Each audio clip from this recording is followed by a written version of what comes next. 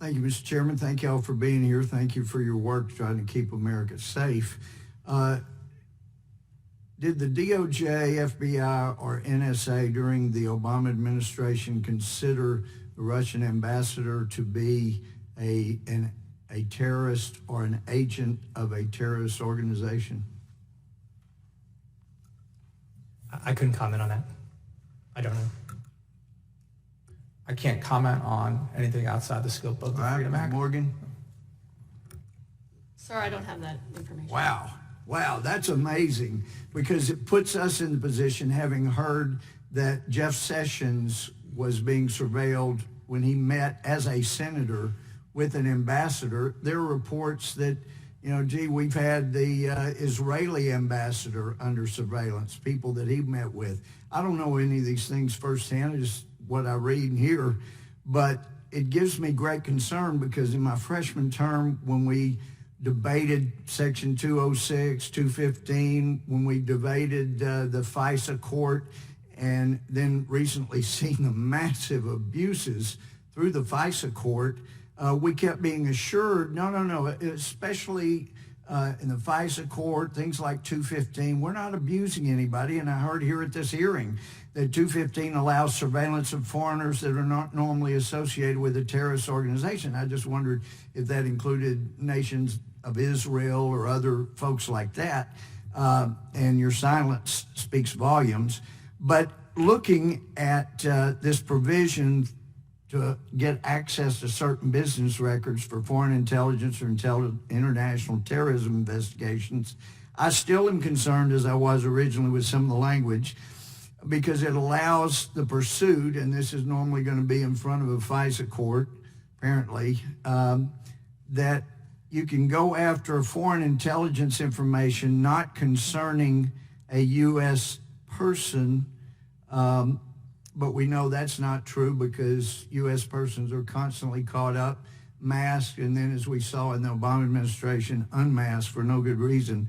But then also, or to protect against international terrorism, okay, well, that's subject to a term of art, or clandestine intelligence activities. And I asked years ago, what does that mean, clandestine intelligence activities? Is that like if my neighbor kind of stands behind the curtains and watch what's going on in my yard?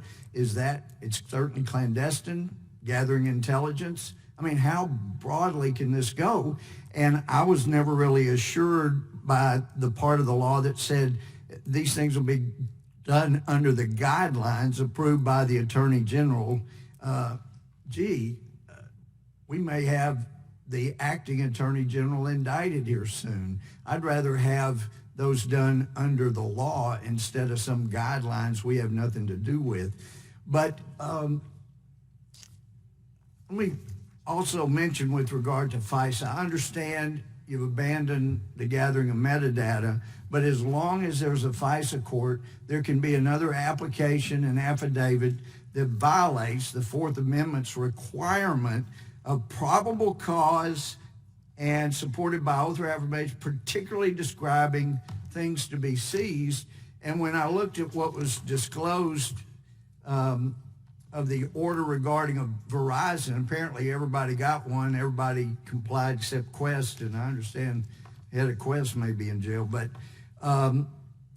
this just says, give us everything you've got on an ongoing daily basis, all call details. There was no probable cause of anything. There was no particularity. So even though we may have abandoned those programs, as long as there's a FISA court and we don't have proper safeguards for people's civil rights in the United States, then you could go right back, and we can get into a constitutional discussion on metadata, pen registers, and that kind of thing. But still, as long as we don't have reforms in the FISA court or do away with it and go back to the old way of protecting national security, then we're going to have these kind of things come up, and we'll find out about them later, and then the program can be abandoned. But it sounds like we're just going to keep reauthorizing.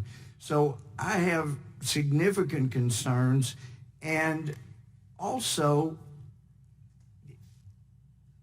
I'm amazed here, you get an order that allows, it says, metadata between U.S. and abroad and wholly within the United States, including local telephone calls, but nothing to do with all of those in foreign countries. So in other words, the affidavit and the application must have said, we're not after anything where people aren't protected by our U.S. Constitution. We're only after the stuff that's protected by the Fourth Amendment of our Constitution. So that all causes me concern. I was delighted to hear my friend from California say she wanted to work with both sides. We definitely need reforms so you don't have to be back here and squirming because of the abuses that have occurred in the system. And I really do hope we'll work together to have some reforms. I yield back.